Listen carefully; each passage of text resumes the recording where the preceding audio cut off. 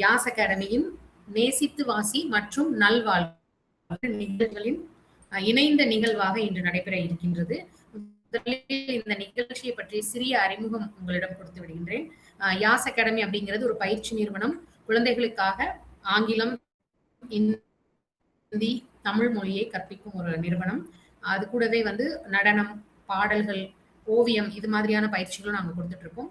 இந்த வகையில நம்ம நம்மளுடைய சமூகத்திற்கு திருப்பி ஏதாவது செய்ய வேண்டும் அப்படிங்கிற ஒரு நோக்கத்துக்காக சில நிகழ்ச்சிகளை தொடர்ந்து ஒவ்வொரு மாதமும் எந்தவித கட்டணமும் இல்லாமல் நடத்துற மாதிரியான இதுல ஏற்பாடு பண்ணோம். அதுல ஒண்ணுதான் இந்த நல்வாழ்வு அப்படிங்கிற நிகழ்ச்சி. இது என்னன்னு பாத்தீங்கன்னா, மருத்துவம் சம்பந்தமா, அதாவது நம்மளுடைய உடல் நலத்தின் மேல கொண்ட அக்கறையினால அதை மருத்துவர்கள் சொல்லும் பொழுது அது ரொம்ப சிறப்பா இருக்கும், ஒரு அவேர்னஸ் மாதிரி இருக்கும் அப்படிங்கிற நோக்கத்துல ஆரம்பிச்சோம். ஒவ்வொரு மாதமும் மருத்துவர் ஒவ்வொரு விதமான அந்த துறையில சார்ந்த என்னென்ன லேட்டஸ்ட் அட்வான்ஸ்மெண்ட்ஸ் வந்திருக்கு அப்படிங்கிறத நம்மளுடைய மருத்துவர்கள் சொல்ற நிகழ்ச்சி தான் இது. அடுத்து இந்த நேசித்து வாசி அப்படிங்கிற நிகழ்ச்சி வாசிப்பு பழக்கத்தை ஊக்கப்படுத்தும் விதமாக தொடங்கப்பட்டு ஒவ்வொரு மாதமும் ஒரு புத்தகத்தை பத்தி அந்த குழந்தைகளோ அவர்களுடைய பெற்றோர்களோ பேசுவாங்க.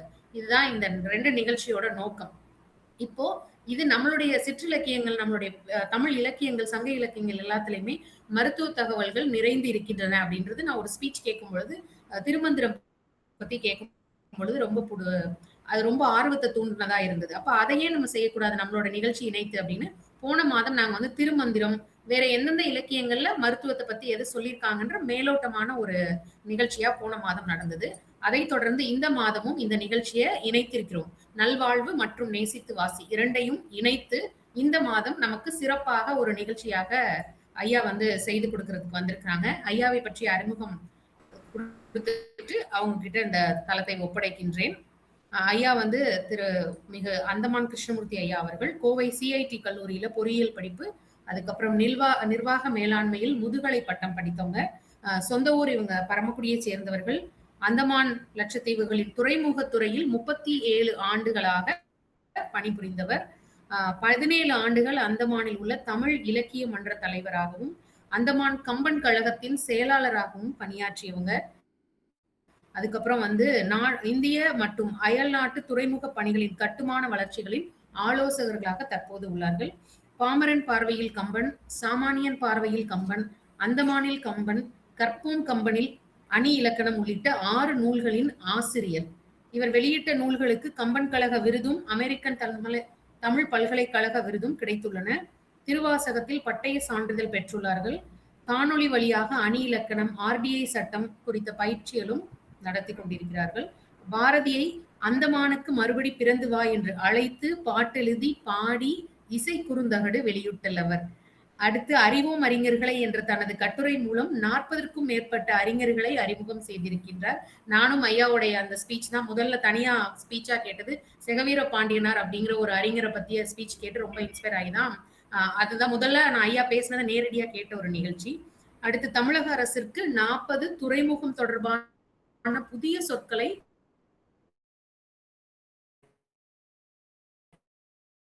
வழங்கியுள்ளார்.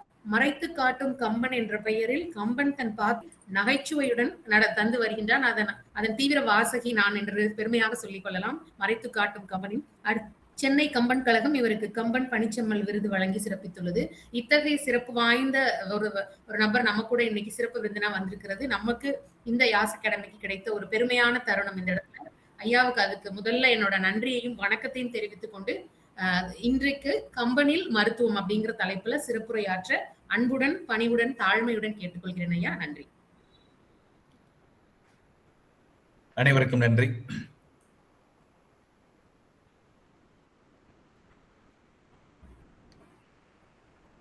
இந்த இனிய மாலை பொழுதில் உங்களை எல்லாம் சந்திப்பதில் மிக்க மகிழ்ச்சி.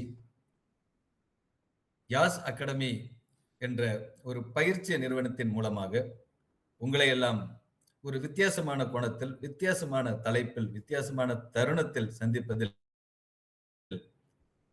மிக்க மகிழ்ச்சி. பயிற்சி நிறுவனம் அதுவும் சனிக்கிழமை என்பால் மிகவும் பரபரப்பாக இயங்கும். ஏனென்றால் அன்றுதான் அதிகமான மாணவர்கள் வருவார்கள், வருமானம் அதிகம் ஈட்டலாம் என்றுதான் நினைப்பார்கள். அதனையும் புறம் தள்ளிவிட்டு ஒரு பரந்த மனப்பான்மையுடன் ஒரு மாணவர்களுக்கும் அது சார்ந்த மற்றவர்களுக்கும் தங்களால் இயன்றதை இந்த சமூகத்திற்கு செய்ய வேண்டும் என்பதற்கான முயற்சியில் ஈடுபட்டிருக்கின்ற உங்களை யாஸ் அகாடமியின் நிறுவனத்தார் அவர்களை, லாவணி அவர்களுக்கும் மிக்க நன்றியும் வாழ்த்துக்களும். தொடருங்கள், உங்கள் சேவை தொடரட்டும். நல்வாழ்வு மருத்துவம் தொடர்பாக பேச சொல்கிறார்கள். எனக்கும் மருத்துவத்திற்கும் எந்த தொடர்பும் இல்லை.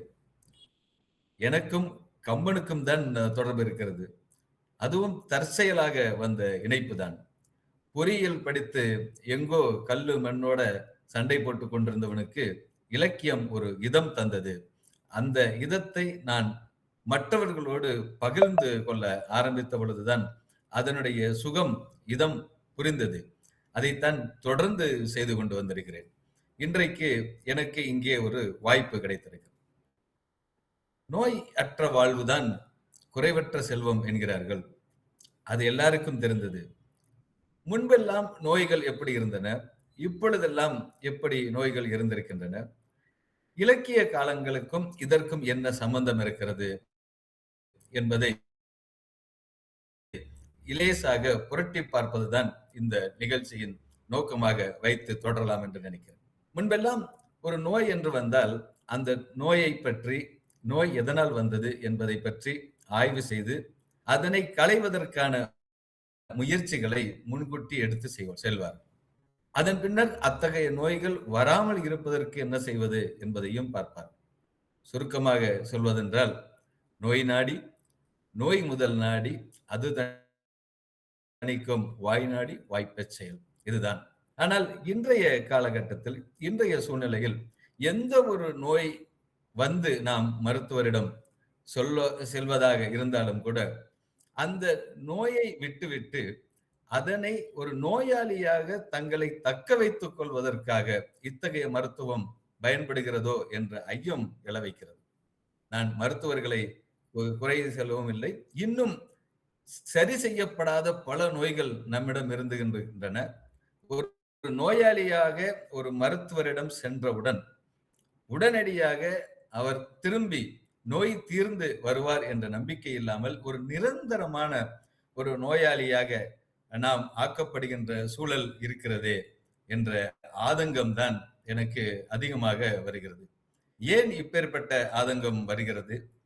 முன்பெல்லாம் இப்படித்தான் இருந்ததா என்றெல்லாம் பார்த்தால் படக்காட்சி தெரியுதுன்னு நினைக்கிறேன். அதெல்லாம் பார்ப்பதற்கு முன்பாக ஒரு பொறுப்பு திறப்பு, கொஞ்சம் வேகமா சொல்லிடுறேன். இதை பொறுப்பு திறப்பு தான் சொல்லுவாங்க, கட கட கடன்னு சொல்லுவாங்க. முறையான தமிழ் படிப்பு, தமிழ் அறிவு, தமிழ் ஆர்வம் அது மட்டும்தான் என்கிட்ட இருக்கு. கம்பெனி சமீப காலமா தான் தொட்டுட்டு வர்றேன். ஏனென்றால் கம்பெனியில் ஆழங்கால் பட்டவர்கள் வருடக்கணக்காக சிறு குழந்தையிலிருந்து கம்பெனியில் இருந்தவர்கள் எல்லாம் இருப்பார்கள். நான் அப்படியெல்லாம் கிடையாது. சமீப காலமாகத்தான் கம்பெனியிடம் உறவு கொண்டாடி இருக்கிறேன். கம்பனையும் ராமனையும் கடவுளாக வணங்கிட்டு இருக்கிற அந்த மக்கள் நடுவே நான் ஒரு தோழனாக, ஒரு நண்பன்டா அப்படின்ட்டு அப்படி விளையாட்டாக எழுதி வருகிறேன். இதுதான் எனக்கும் மற்றவர்களுக்கும் உள்ள வித்தியாசமாக நானே பார்க்கிறேன். முதல் நோக்கம் ஏன் இப்படி எல்லாம் எழுதுறேன்? கம்பனை அறியாதவர்களிடம் கூட கம்பனை கொண்டு போய் சேர்க்க வேண்டும் என்ற பணிகள் இருக்கிறத நான் என்னைக்கே ஒரு நம்பிட்டு அந்த நம்பிக்கையில தான் ஓட்டிட்டு இருக்கேன் காலத்தை. இதை வைத்துக் கொண்டுதான் நம்ம இன்றைய நிகழ்ச்சிக்கும் போவோம். கம்பனுடைய பார்வையில், நம்முடைய பார்வையில் பல நோய்கள் இருக்கின்றன. கம்பன் எத்தனை வகையான நோய்களை கையாண்டிருக்கிறார் என்று பார்த்தால் கிட்டத்தட்ட ஒரு 40க்கும் மேலாக நோய்களை பற்றிய ஒரு பட்டியல் கிடைக்கிறது. கிட்டத்தட்ட 10,000த்திற்கும் அதிகமான பாடல்களில் பார்த்தால் இத்தனை வகையான நோய்கள் இருக்கின்றன. நேரம் கருதி இன்று சிறப்பாக சொல்லத்தக்கவையாக இருக்கின்ற 13 வகையான நோய்களை பற்றி சொல்லுவோம். 13 அன்லக்கி நம்பர் அப்படின்னு சொல்லுவாங்க. அதனால 13 மட்டுமே நம்ம எடுத்துக்கோங்க. வறுமை என்பதுதான் நோய் அப்படின்ற. எப்படி நம்ம ஒரு திரைப்பட பாடல் கூட வருமே, நலம் தானா நலம் தானா உடலும் உள்ளமும் நலம் தானா. உடலும் உள்ளமும் நலமாக இருப்பதுதான் நலம். இத்தகைய உடலும் உள்ளமும் எப்படிப்பட்ட நலமாக இருக்க வேண்டும் என்பதை சிந்திப்பதற்காகத்தான் ஒரு வறுமை நோய். வறுமை இருந்தால் எப்பேற்பட்ட மனநிலையில் உடலும் இருக்கும், உள்ளலும் இருக்கும். ஆசை எப்பேற்பட்டதாக இருக்கும். பிறவி நோய் பற்றி எப்படியெல்லாம் சிரமப்பட்டு பார்த்துக் கொண்டிருக்கிறோம். மனநோய், போர் நோய். இப்பொழுது இதனை சிந்திக்கின்ற நேரம்தான். எப்பொழுது கேஸ் இல்லாமல் போயிடுமோ, எப்பொழுது நமக்கு பெட்ரோல் இல்லாமல் போயிடுமே என்ற பரபரப்பான ஒரு மனநிலையில் இருக்கிறோமே, அத்தகைய போர் நோய், சிந்தை நோய், காதல் நோய், காம நோய், விம்மி விம்மி அழுகின்ற விம்மல் நோய், இன்னல் எவ்வளவு சிரமங்கள் வருது, எவ்வளவு அடிச்சாலும் தாங்குறானே அப்படின்ற மாதிரியான இன்னல் நோய், பிரிவு பிரிவுபட்டு இருக்கின்ற காதலன் காதலி, தலைவன் தலைவி, கணவன் மனைவி, இப்படியாக இருக்கின்ற ஒரு பிரிவி நோய் எப்பேற்பட்டது. களைப்பு எவ்வளவு டயர்டா இருக்கு அப்படின்னு கொஞ்ச நேரம் ரெஸ்ட் எடுக்கலாமே அப்படின்ற மாதிரி பாக்குறோமே, அதுவும் ஒரு நோய் என்கிறார் கம்பர். களைப்பு நோய், பசலை நோய், பிரிவின் இடையே இருக்கின்ற ஒரு இனம் தெரியாத, ஒரு நிறம் தெரியாத, யாருக்கும் புலப்படாத ஒரு நோய் பசலை நோய். இத்தகைய 13 நோய்களை பற்றிய விவரங்களை கம்பர் எடுத்து சொல்கிறார்.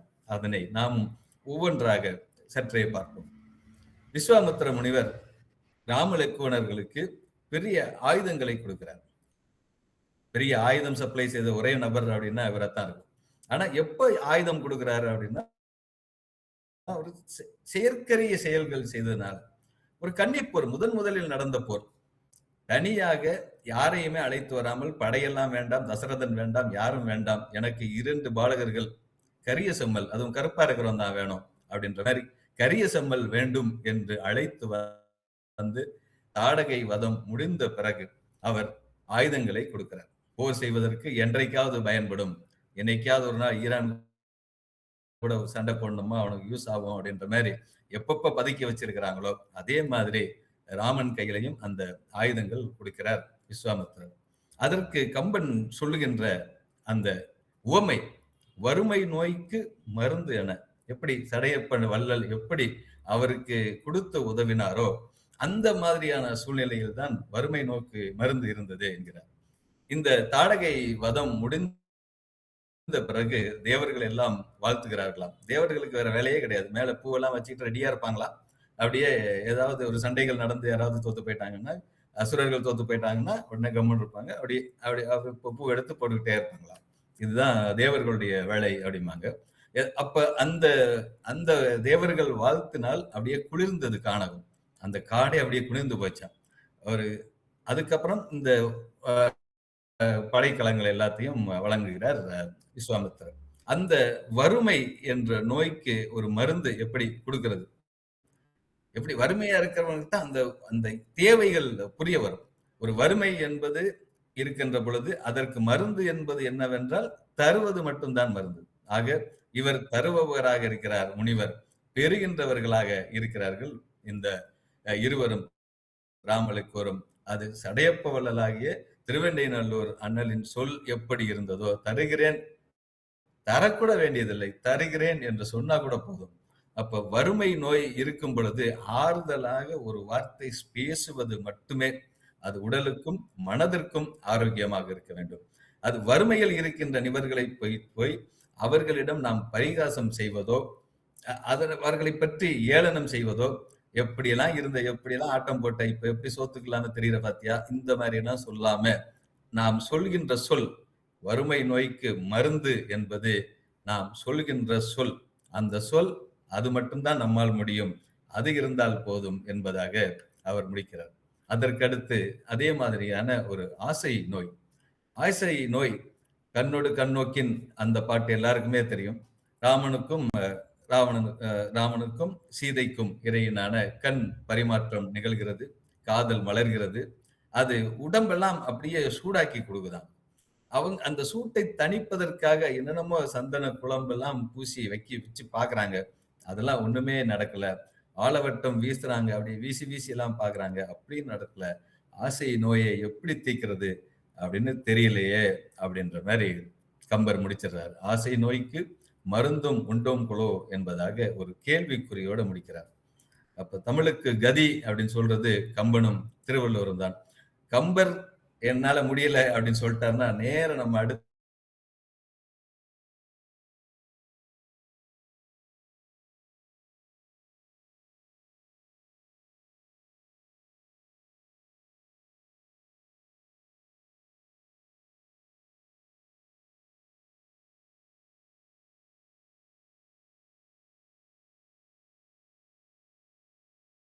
திருவள்ளுவர்கிட்ட போயிடலாம். திருவள்ளுவர்கிட்ட போயிட்டு, ஐயா உங்கள்ட்ட கம்பர் முடியல என்றார், உங்கள்ட்ட ஏதாவது பதில் வந்திருக்கும். ஆனா உள்ளத்திற்கு அழகாக நெருங்கி பழகி, உள்ளம் நெகிழ்ந்து, மனம் பொருந்தி, அதனால உண்டான காதல், அந்த அந்த காதலினால் வரக்கூடிய ஒரு ஆசை நோய்க்கு மருந்து இருக்கா என்று பார்த்தால், கம்பர் இல்லை என்றால் இவர் இல்லை, இருக்கவும் முடியாது. ஆனால் தன்னால் ஆன நோய்க்கு யார் மருந்து என்று பார்த்தால், இவர்கள் ஒன்று கூடி காதலை பெருக்கிக் கொள்வதுதான், இதுதான் அதற்கான மருந்து என்று கூறுகிறார். ஆக ஒரு ஆசை, ஆசையினால் வருகின்ற ஒரு மயக்கம், அந்த ஆசையினால் வருகின்ற ஒரு நோய் என்று சொன்னால், அதற்கான மருந்து என்னவென்றால், அந்த ஆசையை நிவர்த்தி செய்து கொள்வதுதான். இது மட்டும்தான். அது சரியான ஆசையாக இருக்க வேண்டும் என்பதை ஒரு அடைப்புக்குறிக்குள் நம்ம போட்டுக்கணும். அதுக்காக நான் வந்து தமன்னாவை கல்யாணம் பண்ணிக்கணும், தமன்னா மேல எனக்கு ஆசையா இருக்கு, இந்த மாதிரியான ஆசைகள்ல நாம் எடுத்துக்கொள்ளக்கூடாது. அந்த பிணியோடவே நின்றுவிடும். நாம் எப்படி இருக்க வேண்டும், எப்படியாக இருக்க வேண்டும், அதை சரி செய்வதற்கான அதுவே அதுவே நமக்கு அரணாக வந்து சேரும், ஒரு நோய்க்கு மருந்தாக வந்து சேரும். அடுத்த பிறவி நோய் பற்றி சொல்ல வருகிறார் கம்பர். பிறவி நோய் அருமருந்து அணைய என்று வாலி ராமனை பார்த்து சொல்கிறார். வாலிவதம் முடிந்த பிறகு, வாலிவதம் எல்லாம் முடிந்து விட்டது, எவ்வளவெல்லாம் பேசணுமோ எல்லாத்தையும் பேசிட்டாரு, எல்லாத்தையும் கண்ட்ரோல் இஜெட் போட்டு ஒரே அடியில் அடிச்சிட்டாரு. அடிச்சுட்டு நான் குரங்கு அல்லது நாய் மாதிரி நான் என்னென்ன சொன்னேனோ எல்லாத்தையும் மன்னிச்சுக்கோப்பா, என்னை ஒன்னும் சொல்லாத. பிறவி நோய்க்கு மருந்து தருகின்ற இறைவன். பிறவி நோய் என்றது தொடர்ந்து பிறவி வந்து கொண்டே இருக்கும். அந்த பிறவி எனக்கு இனிமேல் வராது. இந்த மாதிரியான பிறவி நோய்க்கு மருந்து இறைவன் தான் கொடுப்பார். ஒரு அடுத்தடுத்த பிறவி மேல் நாம் நம்பிக்கை வைத்திருக்கிறோம். நமக்குள்ளே நாம் செய்து கொள்கின்ற ஒரு சமாதானம் தான். நாம் இன்றைக்கு நல்லது செய்தால் நாளை நல்லது வரும். இதுதான் நியூட்டன் விதியாக இருந்தாலும் சரி, அல்லது நம்முடைய நம்பிக்கையாக இருந்தாலும் சரி, இந்த காப்பியம் சொல்லும் பிறவி நோய் என்கின்றவர்களுக்கான அந்த நம்பிக்கையின் தொடர்ந்துதான் இப்படி வருகிறது. என்ன சொல்றாங்க, நீங்க பிறவி நோய்க்கு அருமருந்து நீங்க தான். இறைவன்கிட்ட சரணடைந்து விட்டால் இந்த பிறவி நோய் சென்றுவிடும் என்பதாக கம்பர் முடிக்கிறார். சரி, அடுத்து மனநோய்க்கு ஏதாவது மருந்து இருக்குமா? எப்பேற்பட்ட மனநிலையில சீதை கவலைப்பட்டு கொண்டு அசோகவனத்தில் இருக்கிறார். அசோகவனத்தில் இருக்கிற போது யாரை பற்றி கவலைப்பட்டார்? தனக்கு யாருமே இல்லையே, பார்க்கறதுக்கு இல்லையே, பேசுறதுக்கு துணையா இல்லையே, இதை பற்றி எல்லாம் கவலைப்படவில்லை. சீதையின் முழு கவலையும் ராமன் எப்படி சாப்பிடுவார். ராமனுக்கு அது வரையிலும் யார் அன்னமிட்டார்கள் என்று பார்த்தால் சீதை தான் அன்னமிட்டுகிறார். கிட்டத்தட்ட ராமாயணம் நடந்த ஆண்டுகளை பற்றி நாம் சொல்லிக் கொண்டு போனால், கிமு 5300 ஆண்டுகளுக்கு முன்னர் நடந்த ஒரு சம்பவங்களின் தொகுப்பு தான் இந்த ராமாயணம். இவ்வளவு நூற்றாண்டுகளுக்கு பிறகு கம்பர் எழுதியிருக்கிறார் 1000 ஆண்டுகளுக்கு முன்பாக. ஆக 1000 ஆண்டுகளுக்கு முன்பாகவே மனைவி பரிமாறி அதனை சாப்பிடுவதுதான் கணவனுக்கு ஒரு இன்பமான ஒரு செயலாக இருந்திருக்கிறது. அது என்னால் செய்ய முடியவில்லையே. அது போக விருந்தினர்கள் வந்துவிட்டால் அவர் என்ன செய்வார்? திண்டாடுவாரே. விருந்தினர்கள் ஒரு வீட்டிற்கு போய் சென்றாலே, அந்த வீடு விருந்தினர்கள் போய் சென்றவுடன் அவர்கள் நடத்தப்படுகின்ற ஒரு நடத்தையை பார்த்தாலே அந்த வீட்டில் பெண் என்பவள் இருக்கிறாளா இல்லையா என்பது நன்றாக தெரிந்துவிடும். சமீபத்தில் புதுச்சேரிக்கு போயிருந்தேன். புதுச்சேரியில் சாப்பிடும் இடத்திற்கு கீழே அங்கேதான் டஸ்ட்பின் வச்சிருக்காங்க, குப்பை தொட்டி வச்சிருக்காங்க தூக்கி போடுறதுக்காக. நம்ம எடுத்து எங்கேயாவது தூக்கி போடணும் அப்படின்னா இந்த இடத்துல வச்சிருக்காங்க. அப்ப உடனடியா கேட்ட கேள்வி, வீட்டுல அம்மணி இல்லையா அப்படின்னு. இல்ல அப்படின்னாங்க. அது இதுவே காட்டி கொடுக்குது உங்களுக்கு, சாப்பிடுற இடத்துக்கு பக்கத்துல எதை வைக்கணும்ன்றதே தெரியாம இருக்கு. இது இப்ப நடக்கின்ற செயல் மட்டுமல்ல, இது ராமாயண காலத்திலையும் நடந்திருக்கிறது. சுக்ரீவன் ராமனை அழைத்து விருந்து தருகிறார். விருந்து தருகின்ற பொழுது எது என்ன செய்யறது, எப்படி செய்யறதுன்றது கூட தெரியாம இருக்கிறப்பதான் அப்பதான் முதன் முறையாக ராமனை கேட்கிறார், ஓஹோ உங்க வீட்லயும் மனைவி இல்லையா அப்படின்ற கேள்வியை கேட்கிறார். ஆக மனைவி இல்லாதது, ஒரு இல்லாதது உடனடியாக அந்த அமைப்பிலேயே தெரிந்துவிடும். அப்பேற்பட்ட ஒரு நபர் ஏன் இப்படியெல்லாம் இருப்பாரோ, இந்த நோய்க்கு என்ன மருந்து இருக்கு அப்படின்னு கேட்கிறார். இதை பத்தி என்ன ஒரு மனநிலையோட இருந்தால், மருந்தும் உண்டுகொள் யான் கொண்ட நோய்க்கு, எனக்கு எனக்கு என்ன மருந்து இருக்கு அப்படின்னு நினைச்சு நினைச்சு நினைச்சு நினைச்சு அழுத அந்த மனநோயை எடுத்து காட்டுகிறார். போர் நோய். போர் நோய் என்பது ஒரு ஒரு மற்றவர்களுக்கும், ஒரு அரக்க வீரருக்கும், இடவன் என்ற வானர வீரனுக்கும் அவனுக்கும் இருக்கின்ற 2 ஒரு சம்பாஷணையாக பேச்சுவார்த்தை கொண்டு சொல்கிறார். எப்படி நோய் கொண்டு மருந்து செய்யா ஒருவ, இந்த மாதிரி உன்னுடைய வலிமையை பற்றி நீயே அப்படியே ரொம்ப பெருசா நினைச்சுக்கிட்டே இருக்கிறியே, உன்னால ஒண்ணுமே சொல்ல முடியாது, அதுக்கெல்லாம் மருந்தை செய்யவே முடியாது. அது தன்னை தன்னை பற்றி தன்னுடைய என்ன செயல் இருக்கிறது, என்ன செயல் நம்மால் செய்ய முடியாது, எது வலிமை எது வலிமையின்மை என்று தெரிந்தால் மட்டும்தான் நீ அப்படியான ஒரு போரை கொண்டு வர முடியும் என்று ஒரு குரங்கின் தலைவன் அடையாளம் காட்டுகிறார். இன்றைய போர் நடக்கின்ற ஒரு சூழலை பார்த்தால் கூட, ஏன் போர் வருகிறது என்பதை பார்த்தால், எது தன்னுடைய வலிமை எது தன்னுடைய வலிமையின்மை என்று தெரியாத காரணத்தால் தான் இத்தகைய போர்கள் வருகின்றன என்பதை ஒரு குரங்கின தலைவன் சுட்டிக்காட்டுவது போல சுட்டிக்காட்டுகிறார். இதே போன்று ஆரம்ப காலத்தில் அயோத்தியில் மன்னருக்கு ஒன்றுமே புரியவில்லை. ஏனென்றால் மிகவும் கடவுள் அவர் அயோத்தியின் அரசன் தசரதன் வசிஷ்ட முனிவரை சந்திருக்கிறார். அவரிடம் இருக்கின்ற ஒரு நோய் இருப்பதை அவர் கண்டுகொள்கிறார். எல்லாமே இருக்கிறது, ஆனால் எதுவுமே இல்லை என்பதான ஒரு நிகழ்ச்சியாக சொல்கிறார். எது இல்லை என்று பார்த்தால் புத்திர பாக்கியம் இல்லை. அதுதான் மிகப்பெரிய கவலையாக அவருக்கு இருக்கிறது. அந்த புத்திர பாக்கியம் நீங்கும், உன்னுடைய சிந்தை நோய், மனதில் போட்டு குழப்பிக் கொண்டிருக்கிற ஒரு சிந்தை நோய் தீரும் என்பதாக வசிஷ்டன் சொல்கிறார்.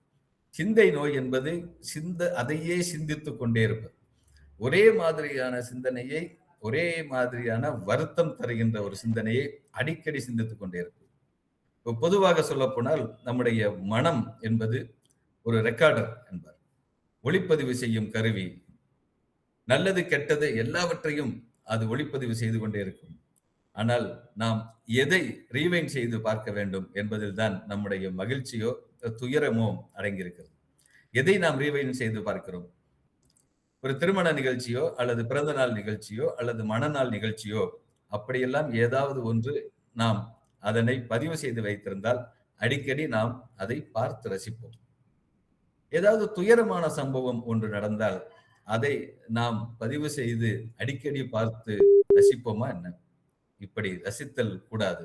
இதைத்தான் சொல்கிறார், சிந்தை நோய் என்பது சிந்தித்து மறந்துவிட வேண்டும்.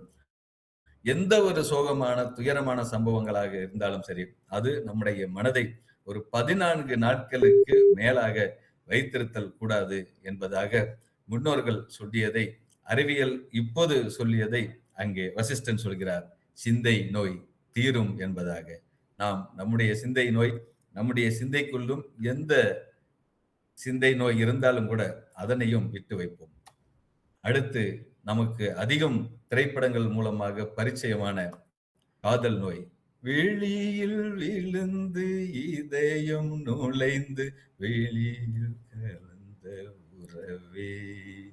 எப்படி காதல், எப்படி கண்வழி புகுந்து கருத்தினை கவர்ந்த தேன்மொழியே என் மௌனம் என்று பழைய பாடலாக இருந்தாலும் சரி, புதிய பாடலாக இருந்தாலும் சரி, அது கண்வழி புகுந்த காதல் நோய்.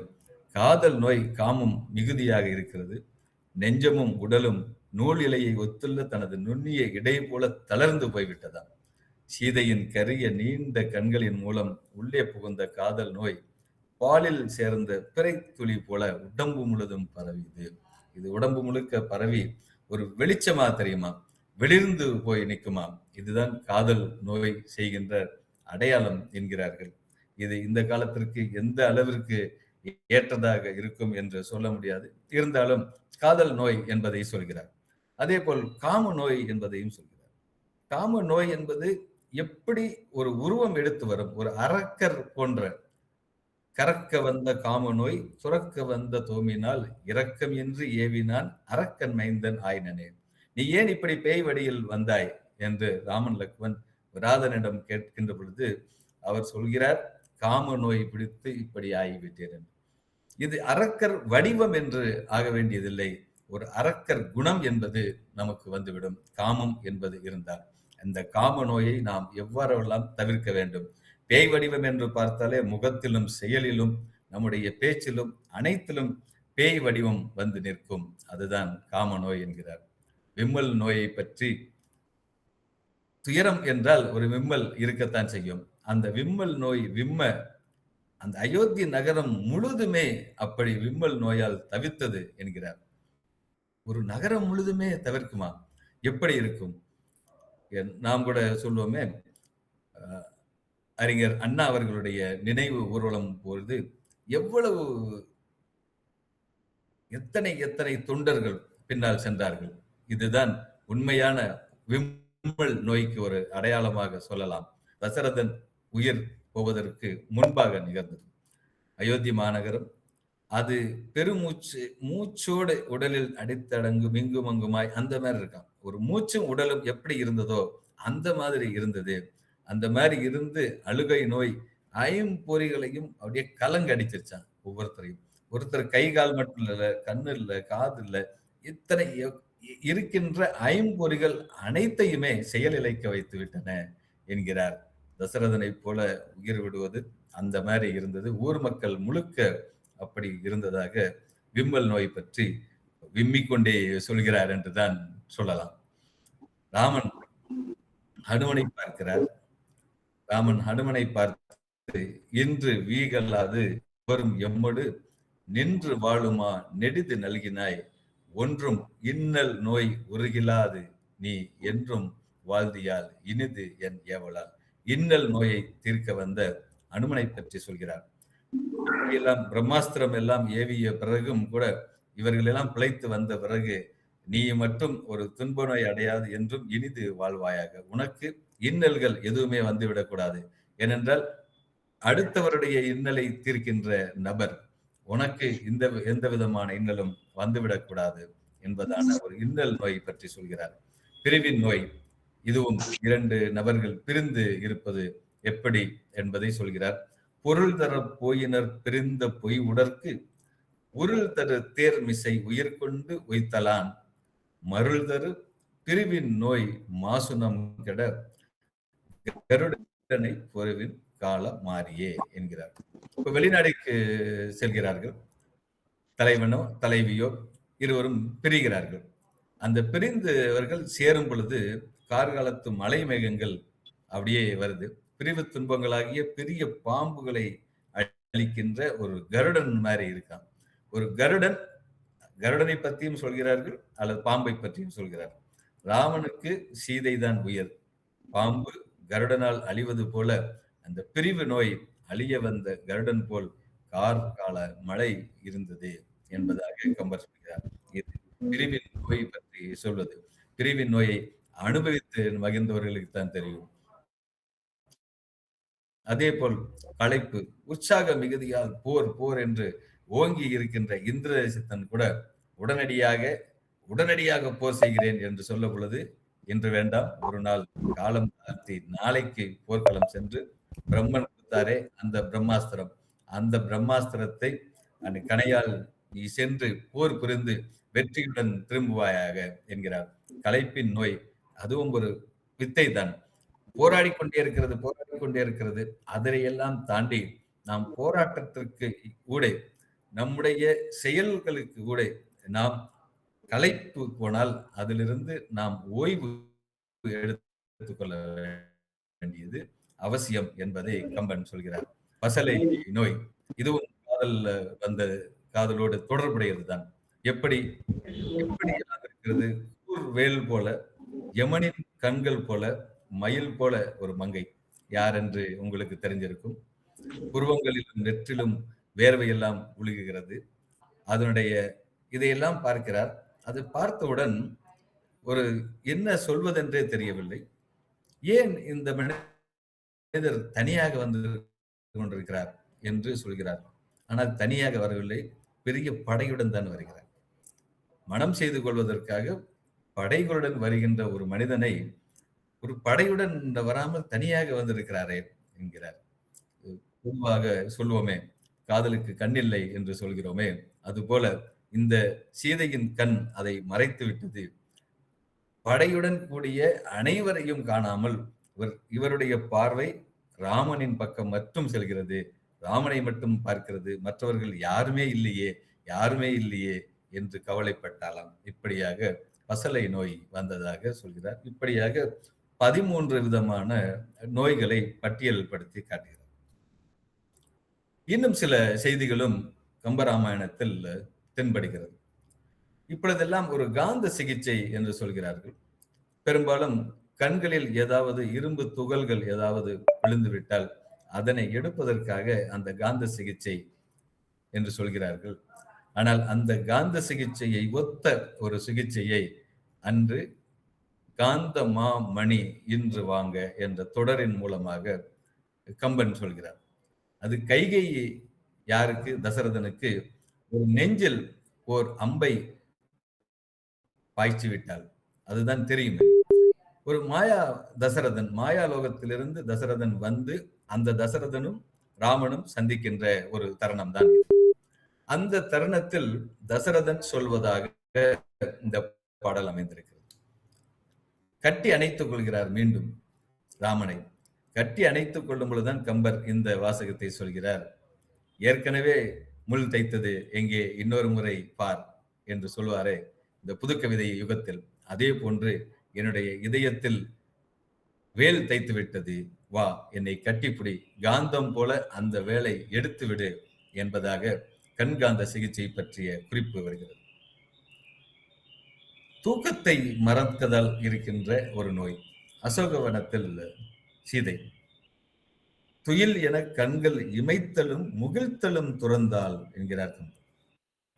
வெயிலிடை தந்த விளக்கு என ஒளியிலா மெய்யால் மயிலியல் குயில் மழலையால் மான் இளம் பேடை அயில் எயிற்றவம் புலிக்குலாத்து அகப்பட்டதன்னால்.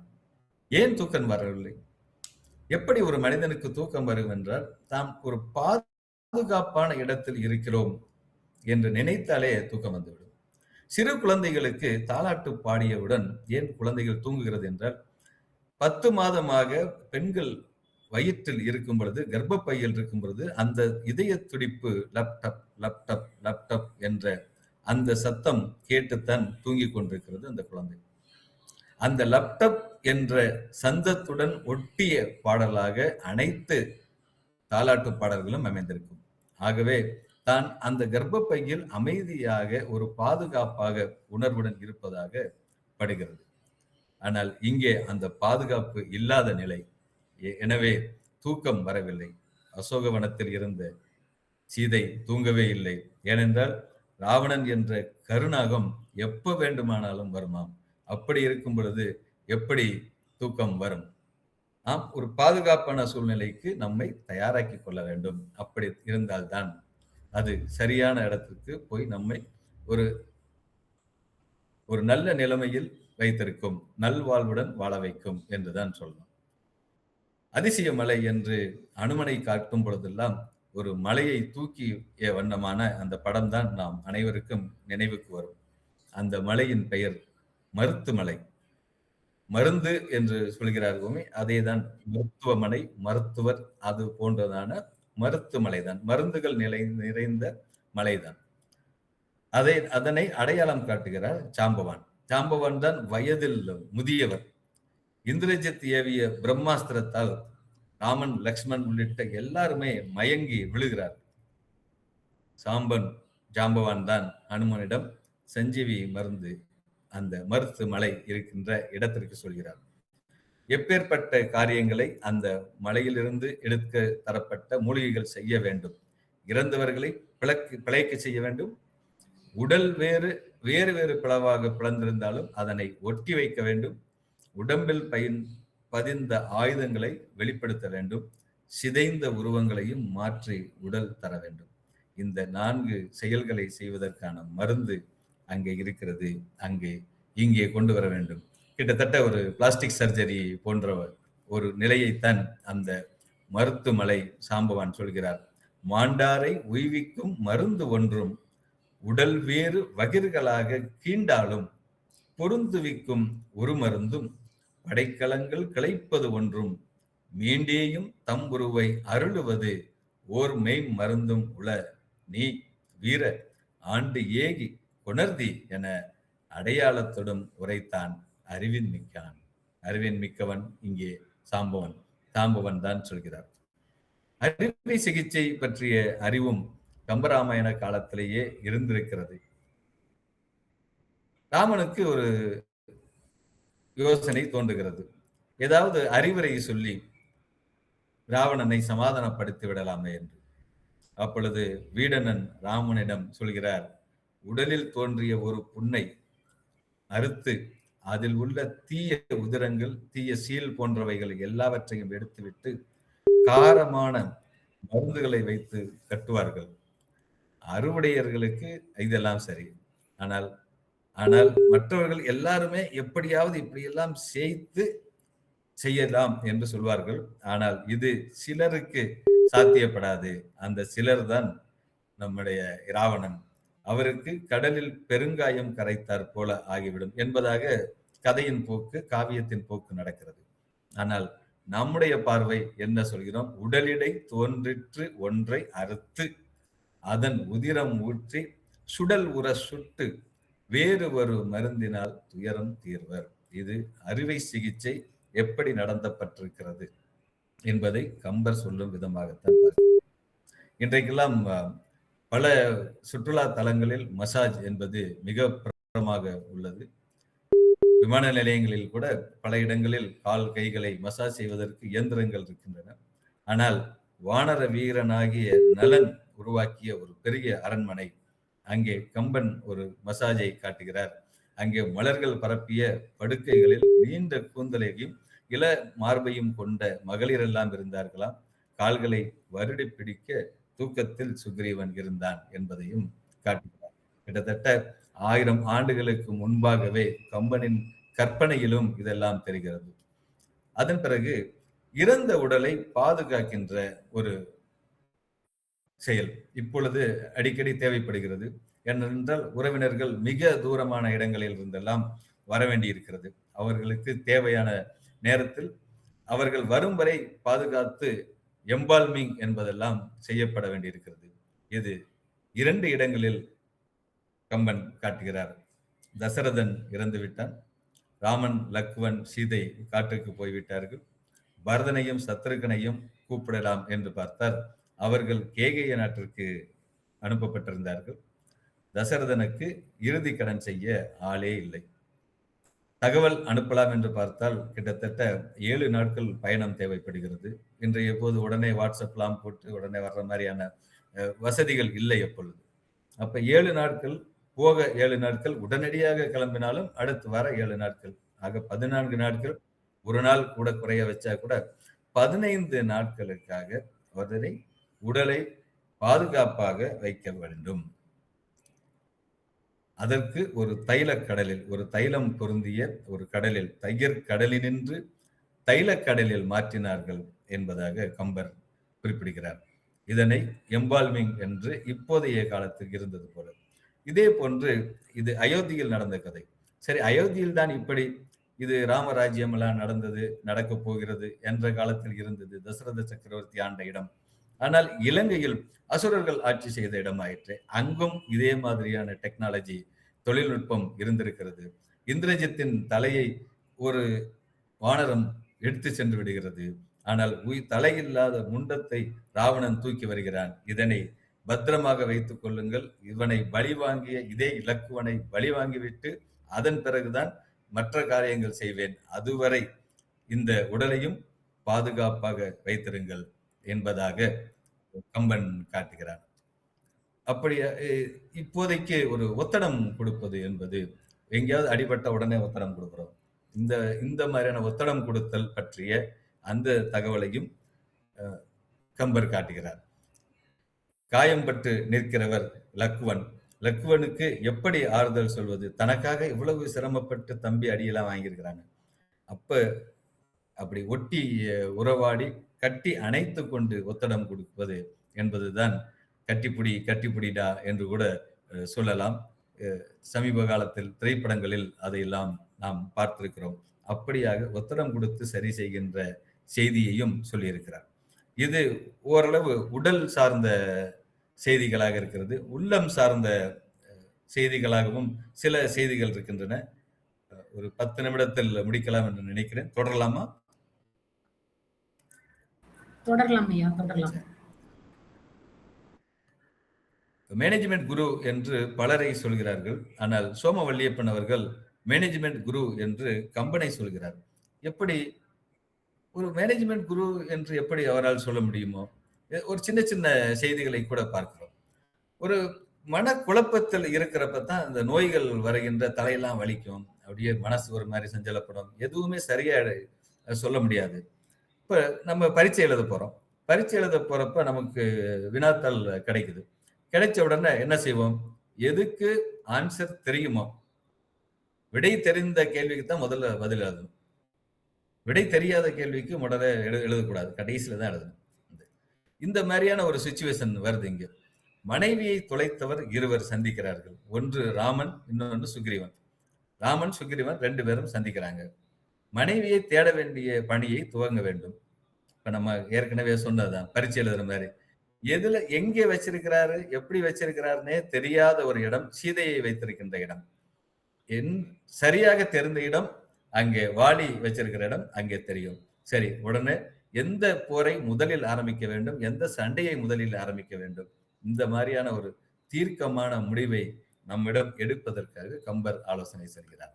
இதுதான் இருக்கு. எதுவா இருந்தாலும் ஒரு கூட்டி கழிச்சு முடிவு பார்த்தா அது ஒரு சிக்கல் இல்லாம இருக்கும். ஏனென்றால் அவசரப்பட்டு ஒரு காரியத்துல இறங்கிட்டு அதுக்கப்புறம் அது பல வகையில நம்முடைய மன உளைச்சலை தரும். ஒரு உடல் சார்ந்த வியாதிகளை விட மனம் சார்ந்த வியாதிகள் தான் பல முறை எடுத்து சொல்லும்.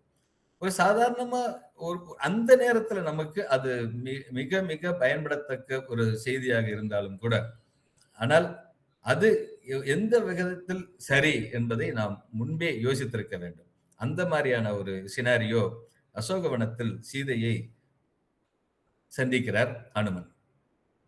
உடனே வாங்க போயிடலாம், நான் உங்களை கூட்டு போயிடுறேன் அப்படின்றார். நான் சீதையா இருந்தா சரி வாங்க ஏறி உட்காருவோம் போவோம் அப்படின்றோம்.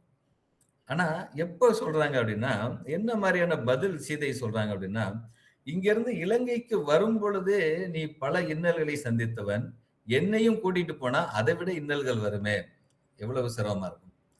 அப்ப ராமரின் வீரத்தை அப்படியே குறைச்சி மதிப்பிட்ட மாதிரி ஆயிடும். சரி, எப்படி ராவணன் என்னை கூட்டு வந்தாரோ அதே மாதிரி நீ என்னை தெரியாதனமா கடத்திட்டு போலான்னு பாக்குறீங்க, இதெல்லாம் சரியா? இப்ப ராவணன் இலங்கைக்கு ஏதாவது ஒரு பாடம் புகட்ட வேணாமா? உன்னுடைய தொழில் எதற்காக வந்திருக்கிறாய்? ஒரு தூதுவனாக வந்திருக்கிறாய். தூதுவன் வேலை மட்டும் செய்யலாம். என்னுடைய கற்பை ராமரிடம் நிரூபிக்க வேண்டும். ஆடவரை தீண்டாது இருக்கும்னா நீயும் ஆடவன் தானே. இவ்வளவெல்லாம் சொல்லிட்டு பெரிய பேதமை செல்மதி பெண்மையால், இது இது இவ்வளவு எனக்கு நல்லதுன்னு படுது, நீ நல்லதா பார்த்து சொல்லு. இவ்வளவெல்லாம் ஒரு ஒரு லாஜிக்கலா சொல்லி முடிச்சதுக்கு அப்புறம் முடிவை அனுமனிடம் முடிகிறார். இது போன்ற இந்த மாதிரியான பிரச்சனைகள் வரும்போது பிரச்சனைகளை தீர அலசினதுக்கு அப்புறம் யாரு முடிவு எடுக்கணும்ன்ற முடிவையும் அவர்களிடையுமே கொடுத்து விட்டால் தவறான முடிவுகள் இருக்காது. அதனால் மனம் சார்ந்த பிரச்சனைகள் பல வரவே வராது. இதே மாதிரி ஏதாவது ஒரு செயல் செய்யும் பொழுது அதனால் சில தவறுகளும் நிகழும். இதே மாதிரி இங்க பாலம் கட்டும் வேலை நடக்கிறது. பாலம் கட்டும் வேலை நடக்கும் பொழுது பெயர்த்தெடுக்கப்படுகிறது ஒரு மலைகள் எல்லாம். மலைகள் பெயர்த்தெடுக்கும் பொழுது அதில் உள்ள விலங்குகளுக்கு பிரச்சனை வரும், அல்லது அங்கே உள்ள முனிவர்களுக்கும் பிரச்சனை வரும். இந்த மாதிரி இருக்கிறப்பெல்லாம் என்ன பிரச்சனை வருமே அப்ப கம்பர் சொல்கின்ற பதில் அதேதான். முடிவு உண்ணுவார். எது சரியான முடிவை நோக்கிய பயணமாக இருக்கிறதோ அந்த மாதிரி முடிவை இருந்துருச்சுன்னா 4 பேருக்கு நல்லதுன்னா எதுவுமே தப்பில்லை அப்படின்னு சொல்ற அதே தத்துவத்தை தான் நமக்கும் சொல்றார். எது நல்லது கெட்டது என்று தீர விசாரிச்சு ஒரு பாசிட்டிவ் ஒரு நெகட்டிவ், என்னென்ன பாசிட்டிவ் என்று பார்த்தால் பாசிட்டிவாக உள்ளது அதிகமாக இருந்தால் அதை நாம் செய்துவிட்டால் மன நிம்மதியோட இருக்கலாம். இதே போன்று பல நேரங்களில் இப்ப கூட சோசியல் மீடியாவில் அடிக்கடி பிரச்சனைகள் வர்றது, நான் உண்மையாக இருந்து விட்டேன் அதனால எனக்கு மதிப்பே இல்லை. உண்மை என்பது எது அப்படின்னு பார்த்தா பொய் சொல்லாது இருத்தல். அதுவும் கரெக்ட் தான். பொய் சொல்லாம இருக்கிறது தான் உண்மை. ஆனால் நன்மை தராத உண்மைகளையும் சொல்லாமல் மறைத்தல் இது மட்டும் தான் உண்மை. உண்மையை மறைக்கிறதும் உண்மைதான். அது எப்படி? உண்மையை மறைக்கிறது எப்படிங்க உண்மையா இருக்க முடியும்? இவருடைய யாருடைய யாருடைய ஒரு அமைச்சர் என்று பார்த்தால், ஒரு அசோகவனத்தில் சீதையிடம் அறிமுகம் சொல்கிறார் அனுமன். அவர் அமைச்சர் யாருடைய அமைச்சர்? சுக்ரீவனுடைய அமைச்சர். சுக்ரீவன் ஒரு சில காலம் ஒரு கல் உண்டு மயக்கத்தில் இருந்தார். எல்லாவற்றையும் சொல்லிக் கொண்டு வரும் பொழுது, அந்த கல்லுண்ட சமாச்சாரத்தை, அந்த கல்லுண்ட சாப்டர் மட்டும் நடுவுல ஒரு பக்கத்த காணாம் அப்படின்ற மாரி, அதை சொல்லாம விட்டார்.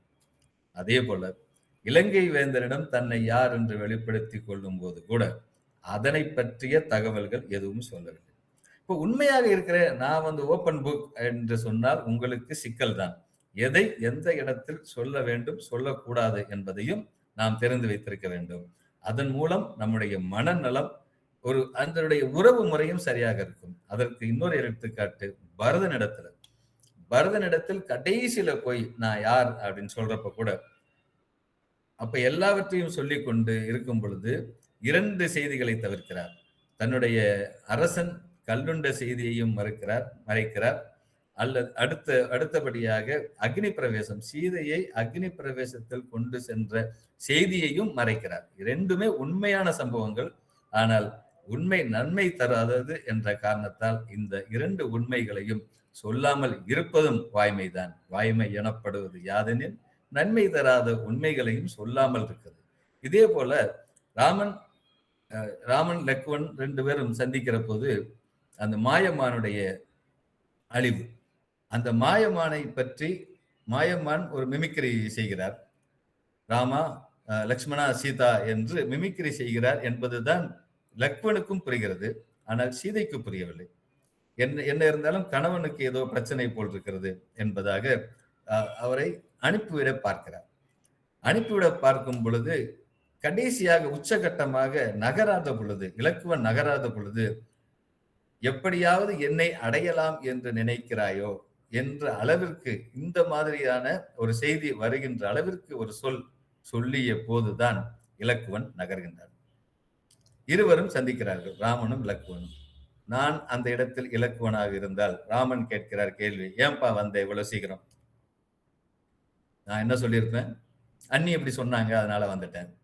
இந்த மாதிரியான ஒரு வார்த்தை பிரயோகத்தை சொல்லி இருந்தால் ராமனுக்கும் சீதைக்கும் இருக்கின்ற ஒரு உறவையே நாம் வெட்டி விடுவது போன்ற ஒரு நிலைமைக்கு ஆளாகும். இல்ல அவங்க உடனே உங்களை பத்தி கவலைப்பட்டாங்க, அக்னி பிரவேசம் எல்லாம் பண்ணுவேன்னு சொன்னாங்க, அதனால நான் வந்துட்டேன். இந்த மாதிரியான ஒரு எதை சொல்ல வேண்டுமோ, எதை மறைக்க வேண்டுமோ, இதையெல்லாம் சொல்லி மறைத்திருக்கிறார்.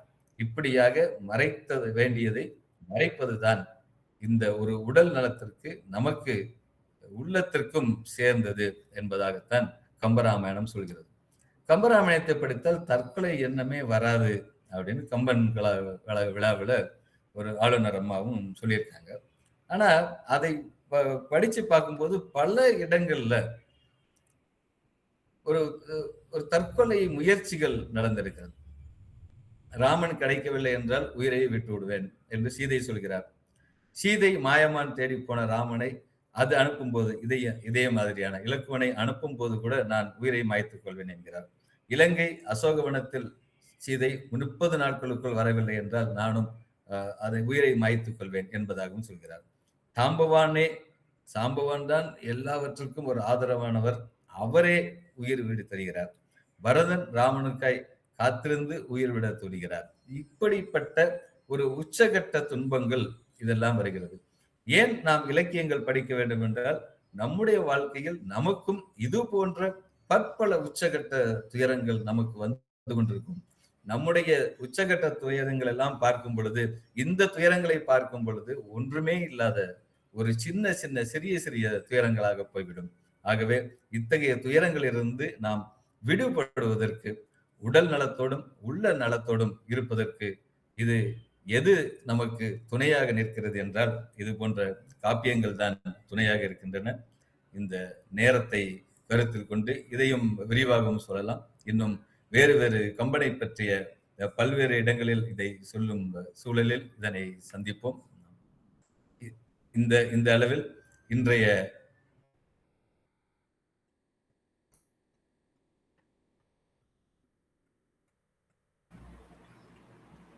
இந்த நல்வாழ்வு நிகழ்ச்சியில் மருத்துவம் தொடர்பாக உடல் நலத்தையும் உள்ள நலத்தையும் எப்படியெல்லாம் கம்பன் கைகொட்டி காட்டியிருக்கிறார் என்பதை இந்த நேரத்தின் அருமையினால் அதுவரையிலும் முடித்துக் கொள்கிறோம். இன்னும் அடுத்தடுத்த நிகழ்ச்சிகளில் கம்பராமாயணத்திலிருந்து வேறு வேறு சுவையான செய்திகளுடன் சந்திப்போம். நல்ல அருமையான ஒரு வாய்ப்பு தந்தமைக்கும் நன்றி. நன்றி நன்றி ஐயா. ரொம்ப ரொம்ப சிறப்பா இருந்தது. அப்படியே கம்பன் அந்த ராமாயண பாடல்களை எடுத்து அதுல இருந்து ஒவ்வொரு நோயாகட்டும், அந்த நோய்க்கான மருந்தாகட்டும், எல்லா கான்செப்டையும் ரொம்ப அழகா, ரொம்ப புரியிற மாதிரி எடுத்து எங்களுக்கு சொல்லியிருக்கீங்க. ஏன்னா வெறும் பாடல்களா சொன்னா கண்டிப்பா எல்லாமே எங்களுக்கு புரியாது. அது ரொம்ப சிறப்பா டீகோட் பண்ணி எங்களுக்கு புரியிற எக்ஸாம்பிள்ஸோட, கரண்ட்டா இருக்கிற சினிமா பாடல்கள் இருந்து ட்ரெண்ட் அதுக்கான ஒரு விளக்கங்களோட சொல்லும்போது ரொம்ப எளிமையா இருக்கு. எவ்வளவு விஷயங்கள நம்மளுடைய இலக்கியங்கள் உள்ள அடக்கியிருக்கு அப்படிங்கிறத ரொம்ப சிறப்பா புரிய வச்சீங்க. ரொம்ப மனமார்ந்த நன்றியை தெரிவிச்சுக்கிறோம். ஏன்னா இந்த கம்பெனியில் மருத்துவம் அப்படின்னு போடும் பொழுது, நம்ம நேசித்து ஒரு புத்தகத்தை வாசிச்சோம் அப்படின்னா, அதுல எவ்வளோ விஷயங்கள் இருக்கு. அதுல என்ன துறை சார்ந்த விஷயங்கள வேணாலும் கொண்டு வரலாம் அப்படிங்கிறதுக்கு ஒரு சிறப்பான நிகழ்ச்சியா இன்னைக்கு நீங்க வந்து பேசினது அமைஞ்சது. எங்களுக்கு ரொம்ப மகிழ்ச்சியை தருதுங்கய்யா. ரொம்ப ரொம்ப நன்றி. நீங்க வந்து உங்களுடைய நேரத்தை ஒதுக்கி இங்க வந்து எங்களுக்காக பேசினதுக்கு. நண்பர்கள் இணைந்த நண்பர்கள் அனைவருக்கும் நன்றி. சுருக்கமாக உங்களுடைய ஃபீட்பேக்க வந்து சொல்லலாம் நேரம் கருதி. சுருக்கமா கை உயர்த்துங்க. சுருக்கமா உங்களுடைய ஃபீட்பேக்க சொல்லலாம். நித்யா மேடம் சொல்லுங்க. உற்சாகமான மாலை வணக்கம். கம்பன் பெரிய டாக்டர் தான் அப்படின்றத அழகா நீங்க சொல்லிட்டீங்க. அதுவும் சில விஷயங்களை நடுவுல கொஞ்சம் பக்கம் காணோம், கட்டிப்பிடி அந்த விஷயங்கள், ராவன் ராவணன் சீதைன்னு சொல்லிட்டு உங்களுடைய நிகழ்வு ஒரு தடவை நான் பார்த்திருக்கேன். அதுல நீங்க அழகா ஒரு கவிதை எழுதுறதுக்கான ஒரு வித்தியாசமான ஒரு இது சொல்லி கொடுத்தீங்க. அப்பயே ரொம்ப லைக் பண்ணேன். ரொம்ப அருமை. மென்மேலும் வளர வேண்டும். வாழ்த்துக்கள். எந்த அளவு பயிற்சி எடுத்திருந்தா இவ்வளவு சிறப்பான ஒரு நிகழ்ச்சி தர முடியும். வாழ்த்துக்கள் ஐயா. நன்றி வாய்ப்பிற்கு. நன்றி. வெண்பா என்னால எல்லாரும் ஓடுறாங்க. அதனால வெண்பாவை ரொம்ப அவர் வம்பா போட்டு ரொம்ப சிரமப்பட வேண்டியது இல்லை. ரொம்ப எளிமையா ஒரு திரைப்பட நடிகைகளை வச்சு நடிகர்களை வைத்துக் கொண்டு கூட நாம் எழுதலாம் என்பதான ஒரு முயற்சி. ஆனா அது ஒரு சரியான சக்சஸா தான் இருந்திருக்கு. பலர் அதனை ஒட்டி பல வெண்பாக்கள் எழுத தொடங்கி இருக்கிறார்கள். அது வரைக்கும் நமக்கு நல்லதுதான். இது கடந்து ஆரம்பம் செய்வதற்கு அதனை வைத்துக் கொண்டு அதன் பிறகு அதை எடுத்துவிட்டு நம்ம தொல்காப்பியத்தை கூட கொண்டு போகலாம். நன்றி நன்றி நினைவுபடுத்தி. ஐயாராஜு பேசுறேன். இன்றைய உரை மிக அருமையான உரை. TN கிருஷ்ணமூர்த்தி அவர்கள் அவர் நான் MMM எக்ஸ்பர்ட்னு சொல்லுவேன். MMM expert. அதாவது மொட்டை தலை, முழங்கால், முடிச்சு, இதான் MMM. அது அந்த வகையில் இன்றைக்கும் அதை சாதிச்சு காட்டியிருக்கிறாரு. நாம் கம்பராமாயணத்தை ஏதோ ஓரளவு படிச்சிருந்தாலும் கூட மருத்துவம் சார்ந்த குறிப்புகள் எங்கெல்லாம் இருக்கிறது என்பதை தேடி பிடித்து நமக்கு இன்றைக்கு முழங்காலுக்கும் மொட்டைத்தலைக்கும் அவர் முடிச்சு போடவில்லை, உண்மைக்கும் மெய்மைக்கும் முடிச்சை போட்டு நமக்கு வெளிச்சம் காட்டியிருக்கிறார். அவரை எத்தனை பாராட்டினாலும் தகும்.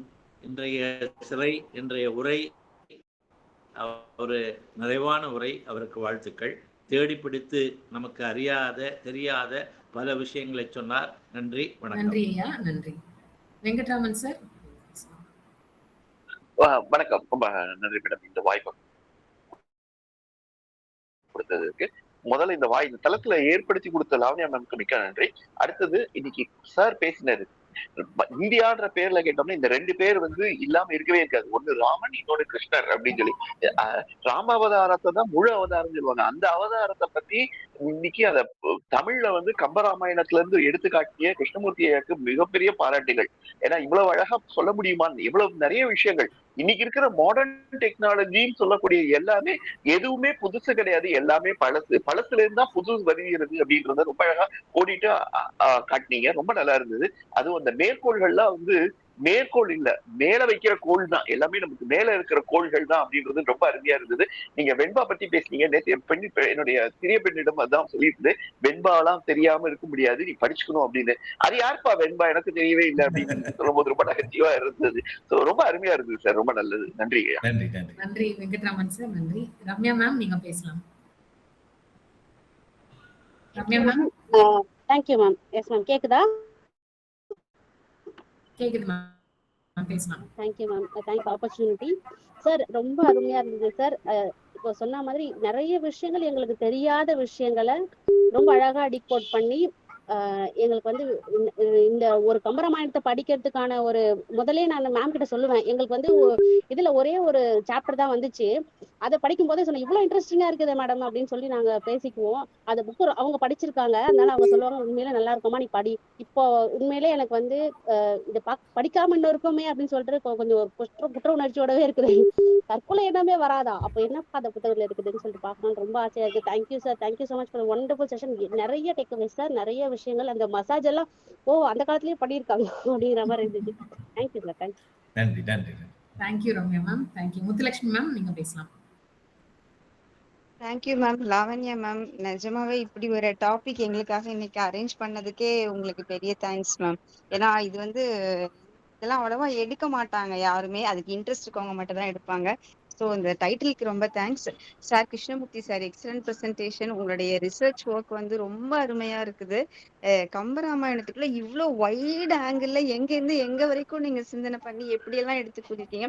மேம் சொன்ன மாதிரி அதை வந்து ஃபுல்லாவே அந்த பாட்டுக்குள்ள மட்டும் போகாம அதை வந்து என்ன சொல்றது, ஒரு இப்ப இப்ப இருக்க பிரசன்ட் சிச்சுவேஷனோட அந்த திரைப்பட பாடல்கள் அந்த மாதிரி அதையும் வந்து ஒப்பிட்டு ஈஸியா புரியுற மாதிரி ரொம்ப எளிமையான முறையில விளக்கியிருக்கீங்க. இது வந்து இன்னுமே எங்களை வந்து கம்பராமாயணத்தை படிக்கணும் அப்படிங்கறத வந்து அந்த ஆசையை உணர்வை வந்து எங்களுக்கு தூண்டி இருக்கு சார். இன்னும் வந்து நம்ம அதை அதுல வந்து நம்ம ஒன்றி படிக்கணும், மேம்போக்கா ஒரு செய்யுள் மனப்பாட செய்யுளா படிக்காம அதை ரசிச்சு படிக்கணுங்கிற அந்த உணர்வை எங்களுக்குள்ள தூண்டி இருக்குது. Thank you sir. Thank you so much for the excellent presentation sir. Very nice. நன்றி நன்றி. தேங்க்யூ. பொறியாளராக இருந்து ஒரு மனதிற்கு ஏதாவது ஒரு பிரச்சனைகள் வர்றப்போ ஒரு இலகுவாக்குவதற்காகத்தான் இலக்கியம் பக்கம் வந்தது. அது கம்பராமாயணம் நல்லாவே செஞ்சிட்டு இருக்கு. ஒரு படிக்கிறதுக்காகவோ வேற எந்த விதமான தேவைகளுக்காகவும் அதை எடுத்துக்கொள்ளவில்லை. அது மனசுக்கு திருப்தி கொடுக்குது. அதை படித்தா இலகுவது. வீட்டில் கூட சொல்லுவாங்க, ரொம்ப டென்ஷனோட இருந்து வந்தா எப்படி கண்டுபிடிக்கிறது அப்படின்னா, நேர வந்து கம்பராமாயண புத்தகத்தை எடுத்து படிப்பேன் அப்படின்னு அவங்களே வீட்டில் செஞ்சு காமிப்பாங்க. ஒரு அப்பா வந்து ரொம்ப டென்ஷனா இருக்காரு அப்படின்னு. அப்ப அந்த அளவிற்கு ஒரு இதம் தருகின்ற ஒரு நூல் மாதிரி மாறி போனது. அது எல்லாருக்கும் கிடைக்கணும் அப்படின்றதான் என்னுடைய விருப்பம். நன்றி நன்றி. ரொம்ப ரொம்ப நன்றி சார். ரொம்ப சிறப்பா இருந்தது. வேற யாரும் ஃபீட்பேக் சொல்றீங்களா? சிவகனி மேம் சொல்லுங்க மேம்.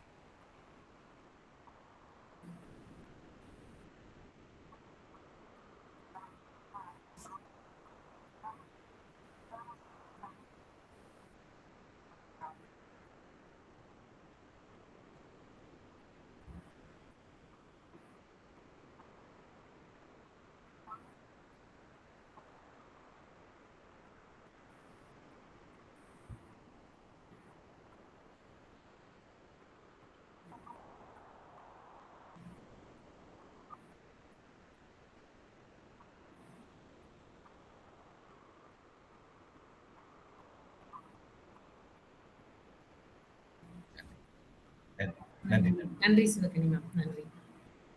ரொம்ப சிறப்பான ஒரு நிகழ்வு. கம்பனில் மருத்துவம். ஐயா வந்து நிறைவுலையாவது அந்த கம்பனோட சேர்ந்து நடந்து போற மாதிரி ஒரு ஏஐ வச்சு பண்ணியிருந்த படமும் வரும்னு நினைச்சேன். புகைப்படமும் அது ரொம்ப சிறப்பா இருந்தது. உண்மையிலேயே நீங்க கம்பன ஒரு தோழனா தான் எடுத்து உங்களுடைய எல்லா இதுலயும் அந்த நீங்க எழுதுகின்ற ஒவ்வொரு விஷயமே ரொம்ப லகுவா ஆக்குதுங்க சார். நீங்க சொன்ன மாதிரி இது ஒரு இத செய்யலாம் அப்படிங்கிறது வந்து ஒரு கஷ்டமான ஒரு இதுங்கிற மாரி தான் படிக்கிறதுக்கு நெறைய பேர் விட்டுருப்போம். படிக்காம விட்டுருப்போம். ஆனா அத ரொம்ப சூப்பரா மத்ததோட ஒப்பிட்டு எப்படியெல்லாம் அத புரிய வைக்கிறதுக்கான முயற்சிகள் பண்ண முடியுமோ, அத பண்றப்போ, அது ரொம்ப சிறப்பா அதோட ஆழம் வந்து ரொம்ப அழகா புரியுது எங்களுக்கு. அத ரொம்ப சிறப்பா நீங்க செஞ்சுட்டீங்க. உங்களுடைய தமிழ் இந்த பணி ரொம்ப சிறப்பான பணி. இன்னும் மென்மேலும் வளரணும். அதற்கு எங்களுடைய மனமார்ந்த வாழ்த்துக்கள். கூடவே எங்களுக்கும் கத்துக்கிறதுக்கான ஒரு வாய்ப்பா இது இருக்கும்னு நாங்க நெனச்சுக்கிறோம். நித்யா மேம், நீங்க ஹேண்ட் ரைஸ் பண்ணிருக்கீங்க. இந்த ஆரம்பத்துல வணக்கம் இந்த சார். தலைப்பை எடுத்த உடனே இந்த தலைப்பை வச்சு 1 மணி நேரம் எப்படி பேசணும் அப்படின்னு நினைச்சேன். ஒரு கடைசியில இன்னைக்கு காலையில ஒரு தடவை போய் படிச்சு பார்க்குறப்ப தான் தெரியுது. இதை 1 மணி நேரத்துக்குள்ளார எப்படி முடிக்கிறது அப்படின்ற மாதிரி ஆரம்பிச்சது. இப்போ இன்னும் பாதி தான் முடிச்சிருக்கேன். பாதி இன்னும் இருக்கு. தொடருங்கள். கண்டிப்பா சார். வணக்கம். இல்ல பிபிடி போட்டீங்களா? இல்ல பேச மட்டும் செஞ்சீங்களா? ஏன்னா பேசினது தான் நான் கவனிச்சேன். அதான் கேட்டேன். பிபிடியும் இருந்தது. பிபிடியும் இருந்தது. ஓகே. ரொம்ப பிபிடி இருந்துச்சா மேம்? ஆமா சரி மேம். சரி. அப்ப நான் பார்க்கல. மொபைல்ல போடுறப்போ இன்னொரு ஸ்கிரீன் ஏன்னா சார் பேசுறதே நமக்கு காட்சிப்படுத்துற மாதிரி தான் சார் பேசுனாங்க. சோ நீங்க பார்க்கலனாலும் ஒண்ணும் பிரச்சனை இல்ல மேடம். அதுவே வந்து உங்களுடைய ஏஐ ஒர்க்கா இருக்கும். நீங்க ஏஐ இல்ல பிக்சர்ஸ் சார். பார்க்கறதுல ஆமா ஆமா. சார் எப்பயும் போடுவாங்க. நான் அதை யோசிச்சுட்டேன். ஆனா சார் பேசினதே ரொம்ப சூப்பரா இருந்துச்சு. அதனால அவருடைய உடல் அசைவே நான் பார்த்துட்டு இருந்தேன். அதுவே சரி வந்து நன்றி. உங்களுடைய ஏஐ உங்க மைண்ட்ல இருக்க ஏஐ ஓபன் பண்ணி காமிச்சிருக்கும். ஓகே. ஆல்ரெடி வெங்கட்ராமன் அந்த சார். கிருஷ்ணமூர்த்தி லெஃப்ட்னு சொல்லும்போது தான் நான் அப்ப யோசித்தேன். சரி சரி. வெங்கட்ராமன் சார் சொல்லுங்க. ஒரு சிறு விண்ணப்பம். நீங்க யூஸ் பண்ண அந்த பிடிஎஃப் கொஞ்சம் எங்களுக்கும் கொஞ்சம் காமிச்சீங்கன்னா, ஏன்னா நாங்க முதல்ல வந்து நீங்க சொன்ன மாதிரி கம்பர் எப்படி பார்ப்போம் அது மாதிரி தான் நாங்களும் வந்து நினைச்சுக்கிட்டு தான் இருந்த வழியே நாங்க உங்க பேச்சை மட்டும் தான் ஃபுல் ஸ்கிரீன்ல வச்சு பார்த்துட்டு இருந்தோம். மேடம் நம்ம நித்யா தேவி மேடம் சொன்ன மாதிரி கடைசியில தான் எங்கேயோ இதை பத்தி காட்டுறாரோ இதுக்கும் செக் பண்ணி பார்ப்போம் ஸ்கிரீனை கொஞ்சம் மினிமைஸ் பண்ணேன். பார்த்தா அதுக்கப்புறம் தான் வந்துச்சு இந்த பிடிஎஃப் விட்டுட்டோம். அது எங்களுக்கும் பார்க்கக்கூடிய ஒரு பாக்கியம் கிடைக்கும்ன்றதுனால கண்டிப்பா லாவண்யா மேம் மூலமா இதை ஷேர் பண்ணணும்னு உங்கள்ட்ட ஒரு விண்ணப்பம் வச்சுக்கிறேன். நன்றி சார். சரி, நான் ஷேர் பண்ணிடுறேன். சார் ரொம்ப சிறப்பா நடந்தது. வந்திருந்து இவ்வளவு நேரம் ஆர்வமா கேட்ட உங்கள் அனைவருக்கும் என்னுடைய மனமார்ந்த நன்றியும். இந்த கம்பெனியில் மருத்துவம் அப்படிங்கிற தலைப்புல நேசித்து வாசிச்சா எப்படி அதுல இருந்து நமக்கு கிடைக்கக்கூடிய மனநோய், அதாவது அதுல ஐயா சொன்ன மாதிரி உடல் நலம் சார்ந்த நோய்களை விட மனநலம் சார்ந்த மருத்துவம் தான் ரொம்ப தேவை இன்றைய காலகட்டத்துல அப்படிங்கிறதுக்கு ரொம்ப அழகா நிறைய விஷயங்களை எடுத்து சொல்லியிருக்கிறாங்க. அது ரொம்ப சிறப்பா இன்னைக்கு வந்து அமைஞ்சது. சனிக்கிழமை சாயந்தரம் 5 மணிக்கு இவ்ளோ பேர் வந்தது வந்து ரொம்ப மகிழ்ச்சியான ஒரு விஷயம். எல்லாரும் வந்து சிறப்பிச்சதுக்கு மனமார்ந்த நன்றியை தெரிவிச்சுக்கிறேன். ரம்யா மேம் எதுவும் சொல்லணுங்களா? ஆமா மேம். ஒரு ஆத்தென்டிக்கான பப்ளிகேஷன் எதுன்னு சொன்னீங்கன்னா கொஞ்சம் வாங்கி படிக்கிறதுக்கு ஈஸியா இருக்கும். கம்பராமாயணம்